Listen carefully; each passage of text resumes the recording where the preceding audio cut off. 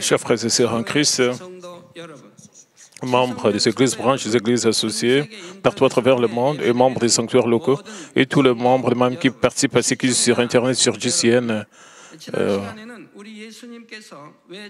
Lors de la dernière session, je vous ai expliqué la providence de Dieu dans le fait que Jésus est né dans une étable, a été placé dans une mangeoire et a souffert de la pauvreté.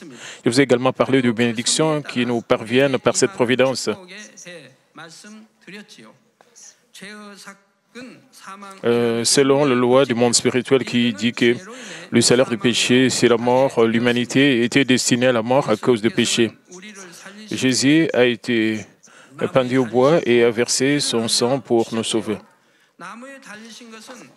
Il a été pendu à un arbre pour nous racheter de la malédiction de la loi et il a versé son sang qui équivaut à sa vie pour nous racheter de la mort. Mais comme je vous l'ai dit lors de la dernière session, lorsqu'il est né dans l'étable et couché dans la crèche, et pendant qu'il menait une vie de pauvreté, il n'y a eu aucune effusion du sang.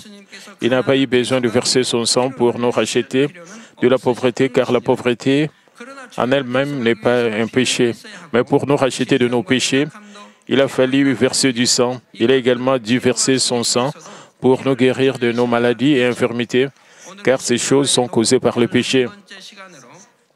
C'est la 11e session de la série des sermons sur le message de la croix. Aujourd'hui, je vais vous parler de la providence du fait que Jésus a versé son sang précieux pour nous.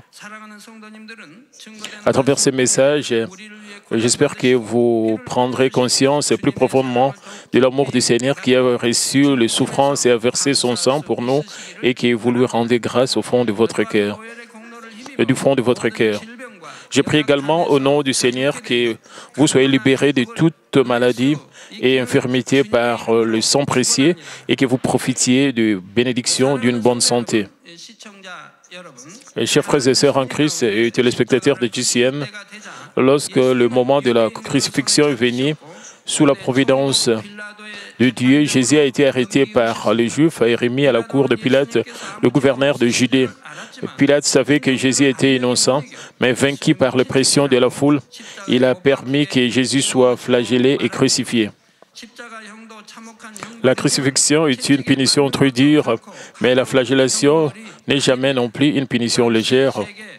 Les soldats bien entraînés de l'Empire romain et qui étaient alors la puissance absolue du monde fouettèrent Jésus. Le fouet s'enroula autour de son corps une fois et demie. Non seulement cela a déchiré sa chair, mais les morceaux de plomb au bout du fouet ont transpercé son corps. Lorsque les soldats ramenaient le fouet vers lui, des morceaux de chair ont été arrachés de son corps. Jésus a été flagellé de cette façon. Il a été grièvement blessé au point que ses os étaient exposés et il a versé beaucoup de sang.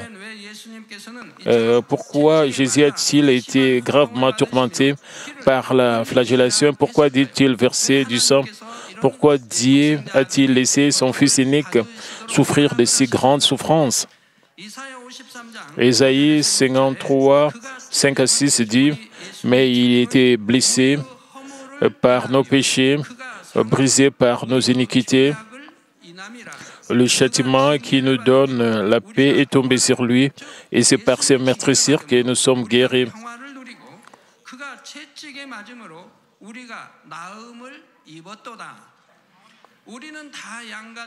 Nous étions tous errants comme des brebis, chacun suivait sa propre voie.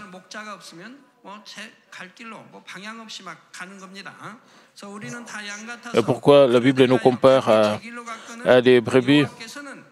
Nous étions tous comme des brebis, chacun suivait sa propre voie, et l'Éternel a fait retomber sur lui l'iniquité de nous tous. Et comme dit, Jésus a été fouetté et a versé son sang pour nous guérir.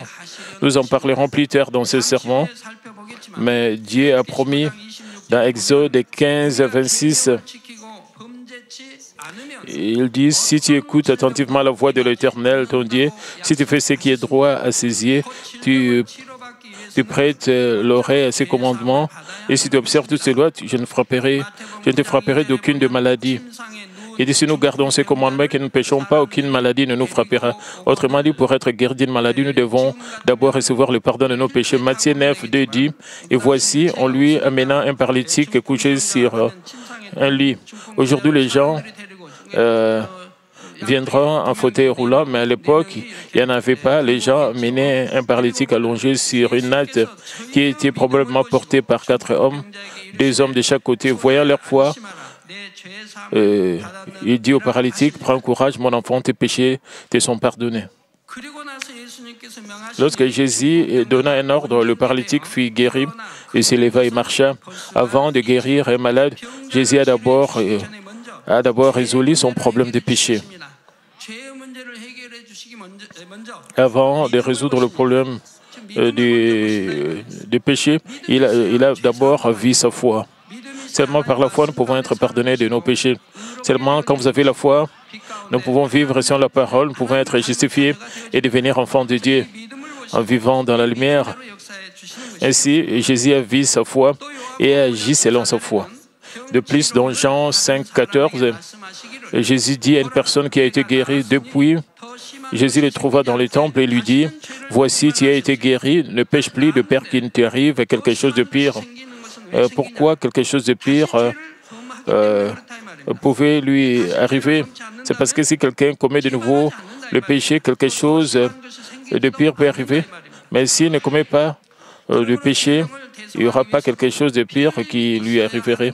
Par conséquent, pour nous racheter de maladies, il fallait que du sang soit versé.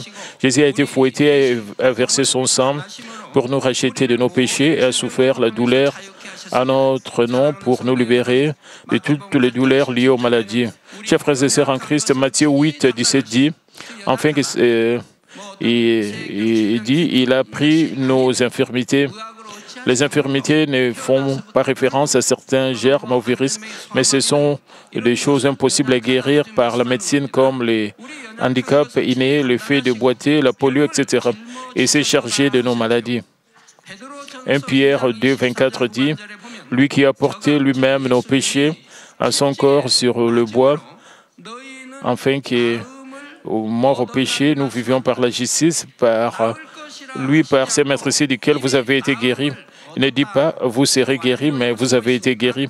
Ici, un temps passé est utilisé. Lui, par ses maîtrises duquel vous avez été guéris. Ainsi, ceux qui croient que Jésus nous a rachetés de nos maladies en étant fouettés et en versant son sang, n'ont pas à souffrir d'infirmité ou de maladie, mais certaines personnes qui prétendent croire en Dieu disent « je suis faible ». Alors, il m'arrive parfois de tomber et de commettre des péchés. Il est difficile pour l'homme de vivre pleinement sur la parole de Dieu. Si vous pensez confesser que vous êtes faible, vous ne pouvez que rester faible. Si vous confessez qu'il est difficile de vous débarrasser des péchés, votre vie en Christ deviendra difficile. Proverbe 18, 21 dit « La mort et la vie sont au pouvoir de la langue. Quiconque l'aime en mangera le fruit. » Si vous confessez « Je suis en bonne santé et rempli de l'Esprit », quelles que soient les circonstances, la grâce et la force de Dieu viendront sur vous comme vous l'avez confessé. Ainsi, vous pourrez vaincre la fatigue et quelque chose d'impossible deviendra possible. Lorsque vous recevez une prière pour la guérison, vous ne devez pas confesser « Je crois que je serai guéri puisque j'ai reçu une prière », mais vous devriez confesser « Je crois que j'ai déjà été guéri, Dieu agira selon votre foi ». Si vous dites « Je crois que je serai guéri, mais j'ai toujours la douleur, ça fait encore mal », alors ce n'est pas la foi. Et certains disent même « Comment puis-je dire que je suis déjà guéri alors que j'ai encore mal ?» N'est-ce pas mentir? Mais si vous comprenez la foi spirituelle, vous ne direz pas cela. Marc 11, 24 dit « C'est pourquoi je vous dis, tout ce que vous demanderez en priant, croyez que vous l'avez reçu et vous le verrez s'accomplir. » Ici aussi, il n'est pas dit « Croyez que vous recevrez ce que vous avez prié et demandé, mais croyez que vous l'avez reçu et vous le verrez et s'accomplir. Hébreux 11, 1 à 2 dit, « Or, la foi est une ferme assurance des choses qu'on espère, une démonstration de celles qu'on ne voit pas. Pour l'avoir possédé, les anciens ont obtenu un témoignage favorable. » La foi, ce n'est pas de confesser quelque chose, car cela a déjà été accompli. Lorsque nous espérons quelque chose qui n'est pas visible avec foi, cela deviendra une réalité. Lorsque nous espérons avec foi, quelque chose est créé à partir de rien. Mais cela ne veut pas dire que quelque chose est accompli simplement parce que vous le confessez de vos lèvres, alors que vous n'avez même pas la foi dans votre cœur. Lorsque vous confessez avec une foi venant du plus profond de votre cœur, cela s'est fait selon votre foi.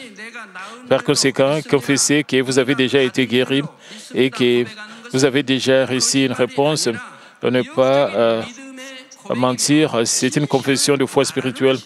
C'est dire la vérité. Parce que vous croyez du fond de votre cœur, vous faites une confession. Laissez-moi vous donner un exemple. Si vous coupez une branche avec une fleur d'un arbre et vous la mettez dans un vase, la fleur est-elle vivante ou morte? Et cette fleur est vivante ou morte? Est-ce que cette fleur a des racines? Elle n'a pas de racines. Elle semble comme si elle est vivante, puisqu'elle est coupée des racines. Elle a déjà perdu la vie. Si vous connaissez ces faits, vous allez dire qu'elle est morte parce qu'elle n'a plus de racines. Les fleurs vont faner après quelques jours. Les fleurs vont faner. De même, la Bible appelle les morts ceux qui n'ont pas accepté le Seigneur comme morts.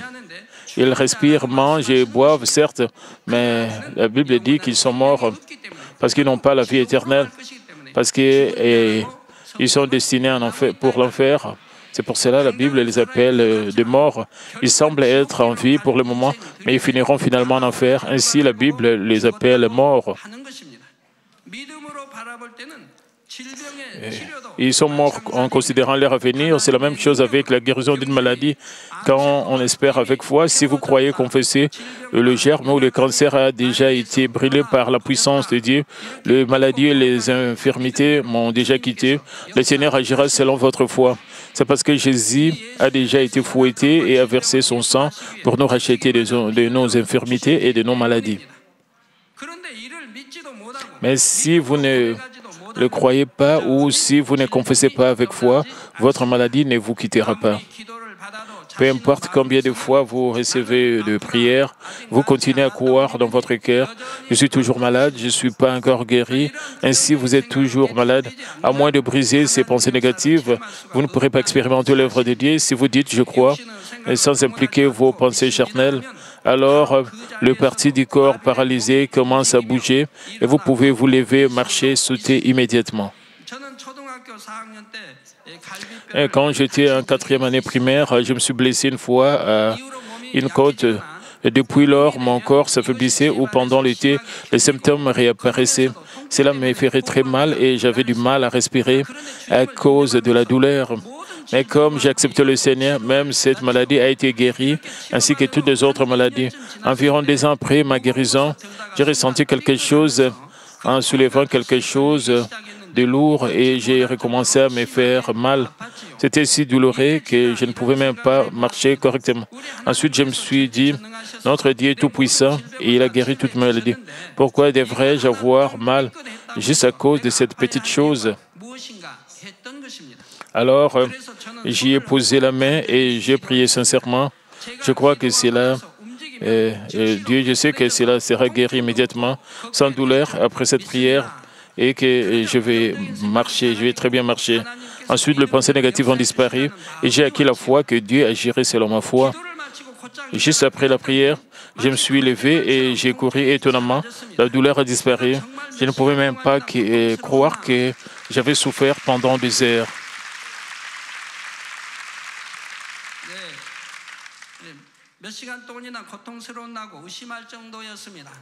La puissance de Dieu, le Créateur, ne guérit pas seulement les maladies, mais elle apporte aussi les œuvres de la création. Dans la Bible, nous pouvons voir que lorsque Dieu ordonnait que les eaux desséchées, Et les tendons même les tendons ont été recréés et la chair a été faite. Et lorsque le souffle dédié y est introduit, ils ont formé une grande armée. Alors, comment Dieu ne pourrait pas guérir de maladie ou un corps handicapé? Depuis la fondation de cette Église, de nombreux membres ont fait l'expérience des œuvres de guérison de Dieu, en particulier lors des réunions, des réveils ou des croisades à l'étranger. De nombreuses personnes sont guéries. En même temps, ils montent sur le podium pour témoigner. Après avoir accepté Jésus-Christ comme Seigneur au travers de la parole et se sont repentis amèrement complètement de leurs péchés, même les maladies graves sont guéries. Rien qu'à recevoir la prière, à partir du podium, toutes sortes de maladies incurables ou en phase terminale, comme le cancer en phase terminale ou le sida, sont guéris. Des infirmités comme la cécité, le fait d'être muet, la surdité et le fait de boiter même les boiter ont été guéris. Parfois, avant même que je commence la prière pour les malades, même pendant la louange ou le sermon, des œuvres de guérison arrivent sur les gens qui ont de larmes de repentance. Chers frères et sœurs en Christ, Jésus nous a rachetés de nos maladies en étant fouettés, mais parmi ceux qui disent croire en ces faits, il y a encore beaucoup de personnes qui souffrent de maladies. Quelle en est des raisons? C'est parce qu'ils ne suivent pas la justice. Exode 15, 16 dit: si tu écoutes la voix de l'Éternel ton Dieu, si tu fais ce qui est droit, si tu prêtes l'oreille à ses commandements, et si tu observes toutes ces lois, il est dit, et toutes ces lois. C'est pas que vous gardiez certaines lois et pas d'autres. Et c'est pas que vous gardiez le grand et négligez le petite loi. Je ne te frapperai d'aucune de maladie dont j'ai frappé les Égyptiens, car je suis l'Éternel qui te guérit. Ici, l'Égypte fait référence spirituellement au monde. Et le duplé qui ont frappé l'Égypte pendant l'Exode font référence à toutes les maladies sur cette terre. Si nous gardons le commandement de Dieu, nous ne serons frappés par aucune maladie. Même si nous contractons une maladie, une fois que nous nous repentons et nous nous détournons du mal, le Dieu Tout-Puissant, le Père, nous guérira, comme il a dit, car je suis l'Éternel qui te guérit. Alors, je veux que vous puissiez examiner si vous avez la foi ou pas. Et si vous croyez vraiment à la toute-puissance de Dieu, si vous croyez qu'il est notre Père, si vous croyez qu'il est notre Dieu qui nous guérit, si vous croyez perfectement en ces faits, qu'est-ce que vous allez faire quand vous êtes malade? Vous devez dépendre de Dieu. Vous devez dépendre de Dieu l'Éternel. Vous devez totalement dépendre de l'Éternel, Dieu Tout-Puissant. Une fois après avoir réussi la prière, juste après quelques moments, certaines personnes dépendent de médicaments. Vous ne devez pas faire cela. La vraie foi, c'est de dépendre de Dieu jusqu'à la fin. Il nous dit de faire ce qui est juste, non pas à nos yeux ou aux yeux des hommes, mais aux yeux de Dieu. Ce qui est juste varie selon chaque personne. Et disons qu'il y a 10 personnes, et chaque personne a sa propre justice, et elles ont des pensées différentes, elles ont des justices différentes. C'est pour cela que les gens insistent qu'ils ont raison. Pourquoi les gens ont des disputes et des conflits? Parce qu'ils insistent et qu'ils ont raison. Et dans leur passé, ils pensent qu'ils ont raison. C'est pour ça qu'ils ont des conflits. Et ils ont des disputes. C'est parce que tandis que chaque personne mérite, dès sa naissance, elle voit, entend et apprend des choses différentes. Leurs circonstances et leurs systèmes de valeurs sont tous différents. Tandis qu'un homme pense que quelque chose est bien, un autre peut les considérer comme étant mal. Par conséquent, nous devrions voir comme le seul critère la parole de Dieu qui est la vérité, et elle-même, ce qui est juste aux yeux de Dieu est vraiment juste. Par exemple, en tant que parent, si un enfant bat votre fils, vous aurez tous des réactions différentes. Certains d'entre vous se sentent très bouleversés et vont chez le parent de l'autre enfant pour discuter avec eux. Le combat des enfants se transforme en combat des parents. Certains parents réprimandent leurs enfants qui pleurent en disant « Pourquoi te fais-tu toujours battre comme un imbécile ?» Et toi aussi riposte. D'autres parents disent même si tu es frappé une fois, tu dois le frapper 2 ou 3 fois. Mais qui dit la vérité? Si quelqu'un te frappe sur un jour, présente-lui aussi l'autre. Luc 6, 22, recherchez la paix avec tous. Hébreux 12, 14, aimez votre ennemi. Matthieu 5, 44, c'est la justice aussi de Dieu. Si une personne est instruite et élevée dans la justice de Dieu, elle sera capable d'embrasser, de comprendre de nombreuses personnes. Et elle serait un grand vase maintenant guidant les autres. C'est parce qu'aux yeux de l'homme, même si vous semblez maintenant subir une perte en suivant la justice de Dieu, Dieu finira par vous reconnaître et vous élèvera. Lorsque certaines personnes entendent dire qu'elles doivent respecter tous les commandements de Dieu, elles considèrent cela comme un fardeau. Ils se demandent comment pourrais-je respecter et garder tous ces nombreux commandements. Mais garder le commandement de Dieu n'est pas quelque chose de difficile. S'ils pensent, puisque c'est le commandement de Dieu, je peux obéir, ce n'est pas moi qui fais les choses, c'est parce que le Saint-Esprit m'aide et que Dieu me donne sa grâce et sa force, je peux le faire et agir en conséquence. Cela devient si facile. De plus, même s'il semble y avoir de nombreux commandements, ils peuvent être résumés par les 10 commandements. De plus, si seulement vous accomplissez les 9 fruits du Saint-Esprit, de l'amour spirituel et de béatitude, vous pouvez faire ce qui est juste aux yeux de Dieu. Une fois que vous avez accompli ces choses, vous pouvez naturellement accomplir le reste. Quant à moi, depuis que je suis un nouveau croyant, lorsque j'ai appris un commandement en lisant la Bible, j'y ai immédiatement obéi. J'ai noté sur un cahier c'est à quoi je ne pouvais pas obéir en ce moment et j'ai prié dessus. Mais très vite, je les ai abandonnés. Il vous est impossible, difficile d'obéir parce que vous n'essayez pas d'obéir, parce que vous aimez le monde plus que Dieu. Vous devez suivre les codes de conduite familiale. Même à l'école, il y a aussi des règlements. Et dans le lieu de travail, il y a aussi des règlements d'ordre intérieur. Vous devez suivre l'ordre dans votre société. Vous devez garder tout cela, vous devez suivre l'ordre. Pourquoi cela est difficile pour vous? Même les chauffeurs doivent suivre le code de la route. Ils doivent respecter et tout ce qui est code de la route. Ils doivent aller tout droit là où ils ne doivent pas klaxonner là où on ne doit pas klaxonner. Et ils doivent aussi être patients pour attendre les autres chauffeurs. Et parfois, il y a parfois des embouteillages parce que les autres ne sont pas patients. Mais si vous gardez toutes ces choses, vous aurez la paix dans votre société, dans votre lieu de travail, dans votre école, même dans votre famille. Combien cela serait bon?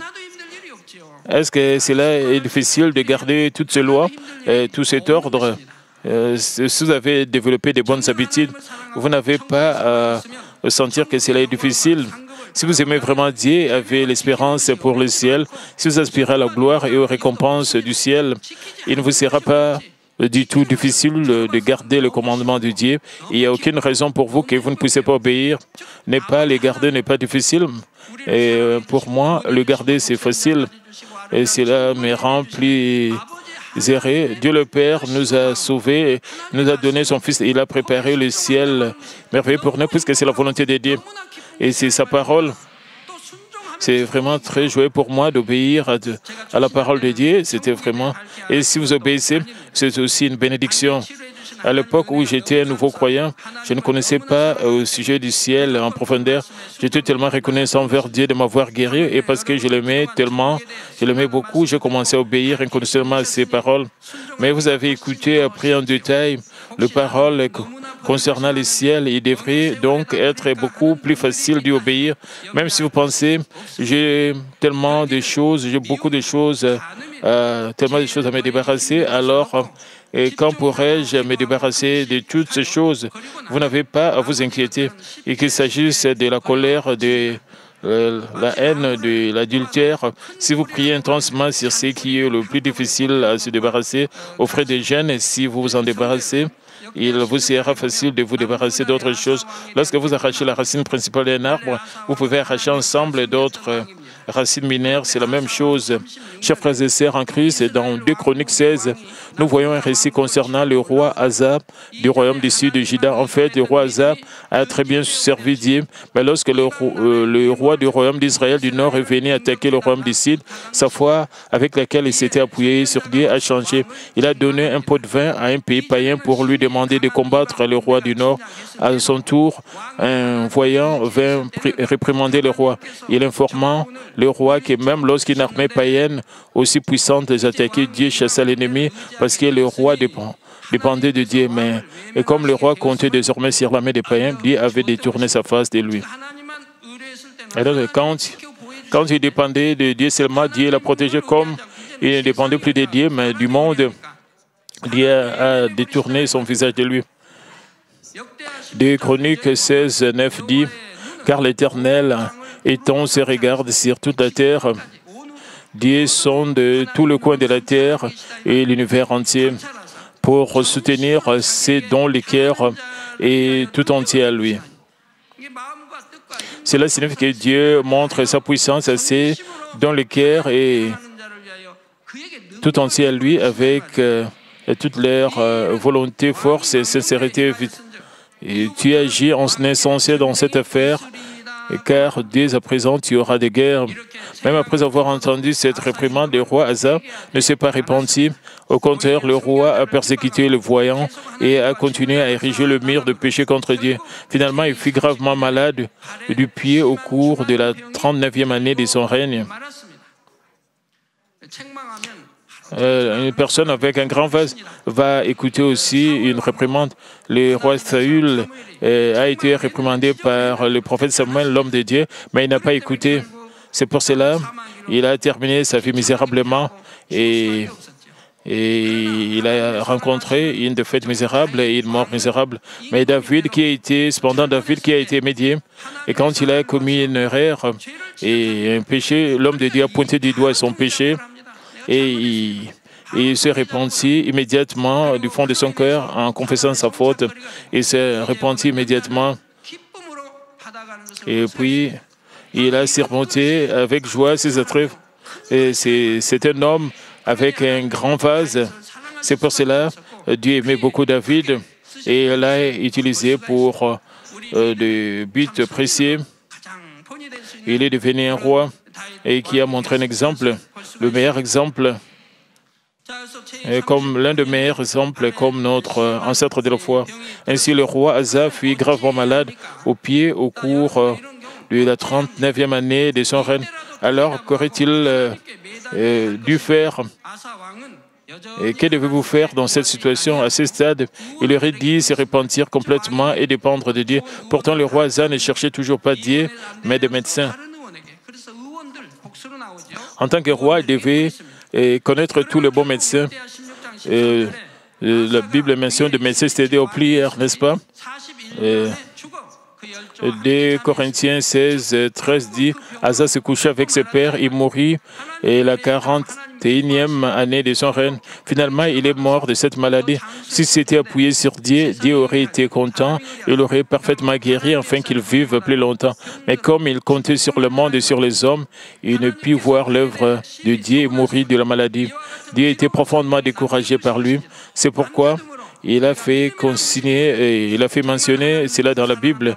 Ce faisant, Dieu nous donne une leçon sur ce qu'est la foi et ce que signifie réellement le fait de le croire et de l'aimer vraiment.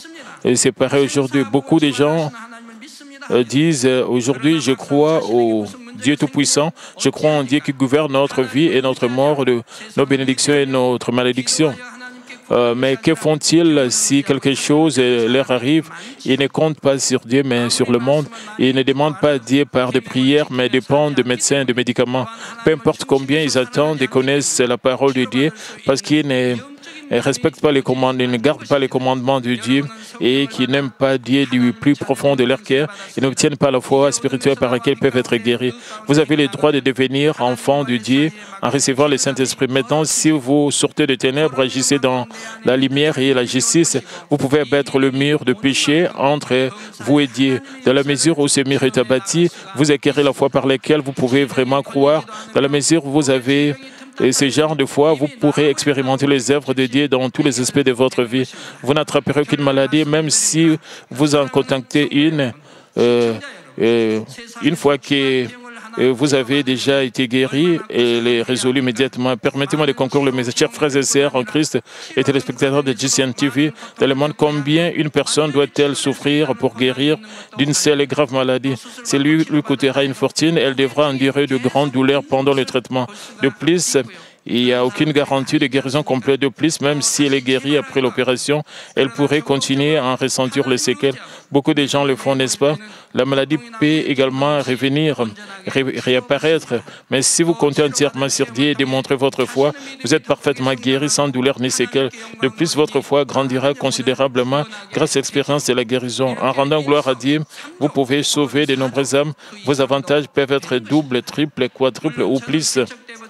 Bien sûr, depuis le début de cette Église, je n'ai jamais enseigné à personne de ne pas prendre de médicaments ou de ne pas consulter un médecin. En effet, même si le patient lui-même n'a pas la foi, il ne sera pas guéri simplement parce que quelqu'un lui conseille de faire ceci ou cela. J'enseigne simplement la vérité aux membres et je les laisse de faire des choix en fonction de leur foi. Est-ce que je vous ai dit de ne pas prendre de médicaments, de ne pas aller à l'hôpital, de ne pas recevoir, de subir l'opération? Est-ce que je vous ai dit de faire cela? Non. J'enseigne seulement la vérité. Et vous devez faire des choses selon votre foi, selon vos convictions. Et je vous ai fait savoir que Jésus a apporté toutes nos infirmités et maladies et nous a donné la guérison en étant fouettés. Nous devons donc dépendre de Dieu. Mais vous ne pouvez expérimenter l'œuvre de guérison que lorsque vous faites vous-même preuve de foi et agissez selon cette foi. J'espère que vous croirez pleinement à l'amour du Seigneur qui nous a rachetés de toutes les maladies et infirmités en étant fouettés, en versant son sang. Et s'il vous plaît, ne faites pas des confessions négatives telles que « je suis encore faible et j'ai encore mal », mais faites des confessions positives que je suis en bonne santé et grâce au sang précieux du Seigneur, vous pouvez dire « je suis fatigué parce que j'ai travaillé toute la journée ». Vous allez continuer à vous sentir fatigué. Mais si vous confessez, je suis rempli du Saint-Esprit parce que je suis éveillé et j'ai prié et la douleur est partie, je serai en bonne santé. Si vous confessez et vous croyez comme cela, vous n'aurez pas la fatigue. Vous allez devenir un homme de bonne santé. Vous allez changer une telle personne seulement en quelques mois. Et je prie au nom du Seigneur que vous gardiez diligemment les commandements de Dieu, que vous comptiez entièrement sur lui dans toutes choses, afin que vous puissiez toujours rendre gloire à Dieu avec les œuvres de Dieu qui est capable de tout faire. Prions tous concernant ce message. Père éternel, merci encore pour ce message combien profond. Père, permet que nous puissions toujours dépendre de toi, parce que par te meurtrissir, nous sommes guéris, même devant nos maladies, nos problèmes. Père, permet que nous puissions dépendre totalement de toi.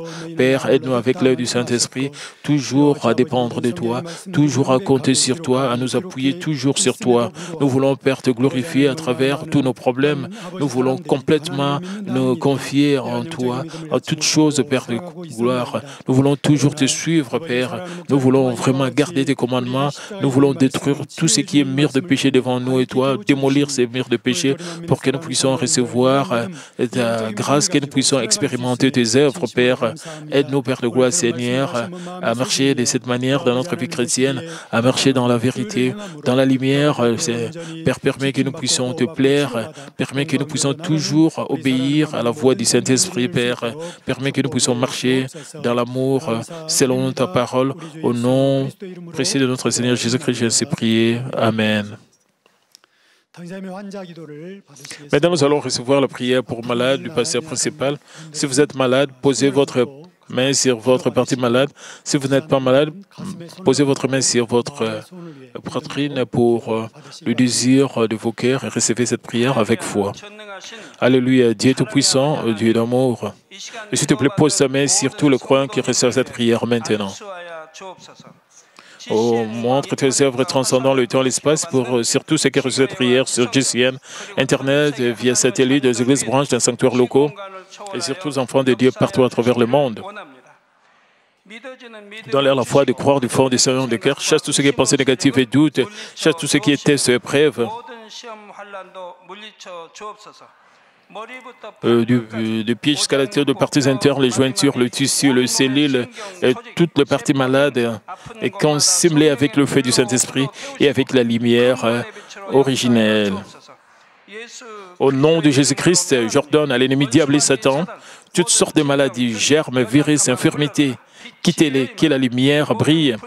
Et s'il te plaît, consume toutes leurs maladies en phase terminale et les maladies incurables avec le feu du Saint-Esprit. Chasse toutes les maladies endémiques, y compris la malaria.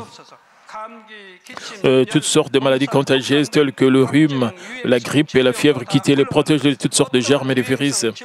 Et guéris tout ce qui est cancer des stomacs, des poumons, des seins et l'intestin. Le sida, leucémie, apoplexie cérébrale, hypertension, hypotension, diabète, problèmes de thyroïde, de cœur, de poumons, maladies des femmes et toutes sortes d'inflammations, quittez-les.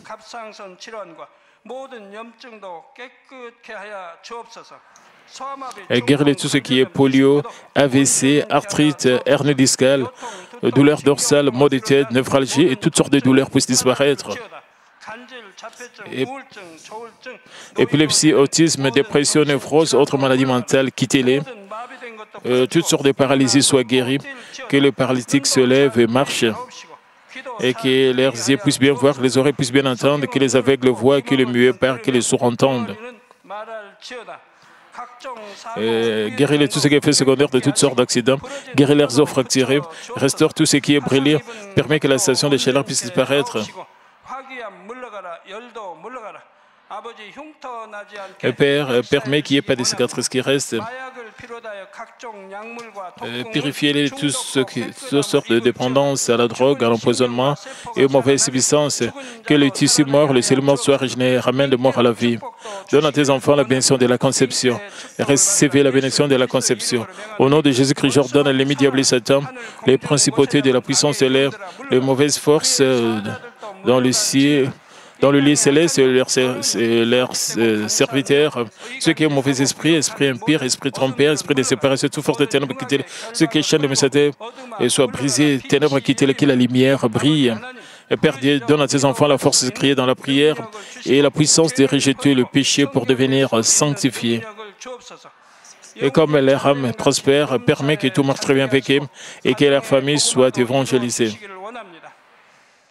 Protégez de toutes sortes d'accidents et de désastres tout au long de cette semaine et bénis-les pour qu'ils puissent mener une vie prospère sans aucun problème. Avec le feu ardent du Saint-Esprit, l'armée céleste et les anges et tes yeux enflammés protègent tes enfants, leurs familles, leurs lieux de travail et leurs affaires. Donne aux étudiants la sagesse et l'intelligence, donne-leur la ferveur et l'enthousiasme de bien étudier. S'il te plaît, garde leur cœur, leurs pensées des choses mondaines et permets qu'ils puissent t'aimer avec plus de ferveur. Que tes enfants mangent ou boivent ou dans tout ce qu'ils feront, permets qu'ils puissent le faire pour te glorifier, Père Dieu.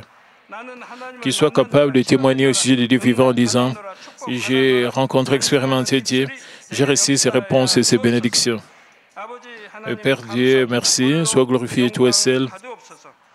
Au nom de notre Seigneur Jésus-Christ, j'ai ainsi prié. Amen.